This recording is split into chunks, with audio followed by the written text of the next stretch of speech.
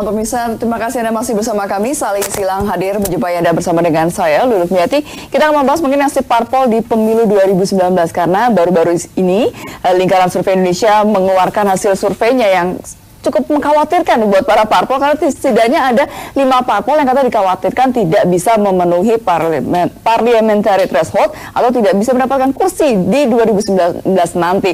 Dan menariknya adalah partai-partai cukup besar juga karena ada P3, ada Nasdem, ada juga PKS, PAN dan Hanura. Bahkan katanya nanti di 2019 yang bakalan naik daun gitu ya, melesat adalah Golkar yang akan mengimbangi diimbangi oleh PDIP. Nah, langsung kita akan membahasnya dengan para narasumber yang sudah hadir di studio JAK TV. Saya kenalkan dulu dari sebelah kiri saya. Ini adalah yang mengeluarkan survei, yaitu dari Bang Ikram Masloman, peneliti dari Lingkaran Survei Indonesia DNIJS. Selamat malam, Bang Ikram. Terima kasih telah datang di JAK TV. Ada juga Prof. Siti Zuhro, pakar ilmu politik. Selamat malam, Prof. Apa kabar? Lama kita tidak bertemu di layar ya. Iya. Baik. Dan di sisi kanan saya ini perwakilan partai yang disebut-sebut tadi katanya tidak akan lolos nanti di 2019. Bang Ahmad Baidowi, Wasekjen DPP P3. Selamat malam. Halo. Baik. Dan langsung saja kalau gitu kita ingin klarifikasi nih.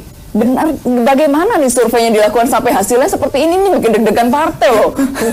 Silakan. Ya, terima kasih Mbak Lulu, Prof. Siti Zuhro, Mas. Ya, jadi yang kita lakukan adalah survei ya. Survei itu kan ada periodisasi waktu ya. Bisa sebulan, ini untuk periode Januari yang terbaru dari Lingkaran Survei Indonesia. Jadi survei hari ini tidak menggambarkan hasil akhir, itu pertama catatannya. Ya, karena saya pikir masih terlalu pagi, dinamikanya pasti akan akan terus berubah ya, sesuai dengan kondisi faktual ya. Ada sentimen apa atau ada asosiasi apa ya. Misalnya kita lihat Golkar semenjak menggadang-gadang Jokowi sebagai presiden, ini kan pasti ada asosiasi ya. Asosiasi ini ada efek elektoral ya.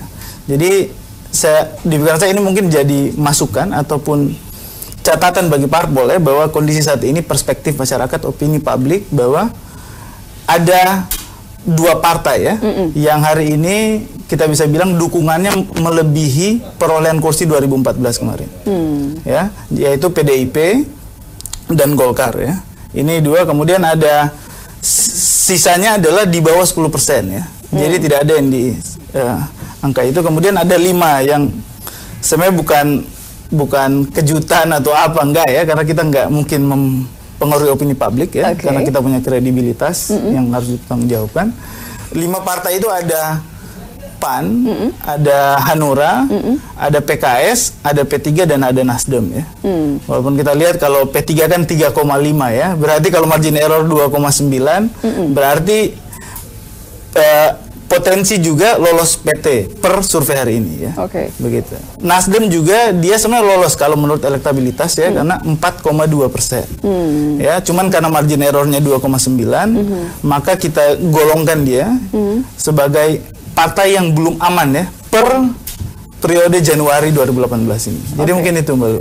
Ini marginnya cukup besar juga ya, sampai 2,9 begitu. Untuk kelas nasional 2,9 ini kecil ya. Sangat kecil 2,9, jadi hanya di range itu ya. Baik, sebelum ke Prof. Siti Zuhro mungkin langsung ditanyakan saja nih kepada P3 ketika mendapatkan rilis dari hasil survei ini, bagaimana? Apa langsung konsolidasi ke dalam atau bagaimana? Ya, atau introspeksi atau bagaimana?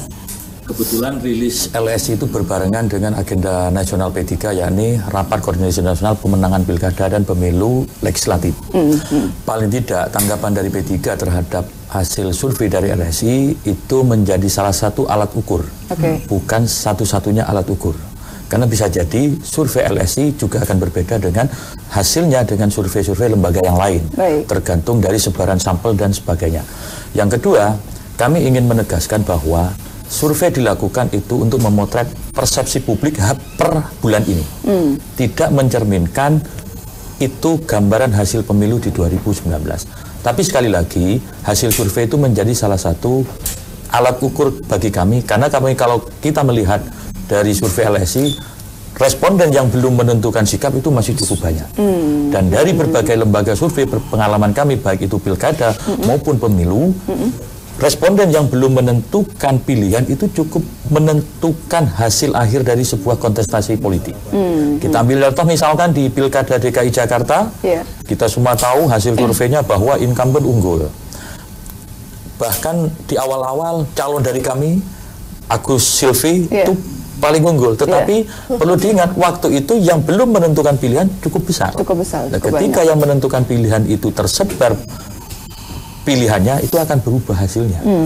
Tapi P3 sendiri juga, maksudnya apa, rutin juga misalnya mengadakan survei untuk melihat sejauh mana sih sebenarnya kekuatan di grassroots-nya? Secara internal kita selalu melakukan updating data melalui lembaga litbang kami, meskipun tidak sebagus lembaga survei di luar, lembaga survei profesional, tapi itu menjadi salah satu alat ukur internal kami. Tentu saja kami juga memadukan atau mengkomparasikan dengan data-data yang dihasilkan oleh rekan-rekan kami di lembaga survei, salah satunya LSI. Oke, baik. Nah, sebelum nanti minta tanggapan dari Bu Siti Zuro, juga akan bergabung juga dari Golkar nih ya, karena akan datang juga. Kita akan kembali usai pariwara, tetaplah bersama kami di Saling Silang.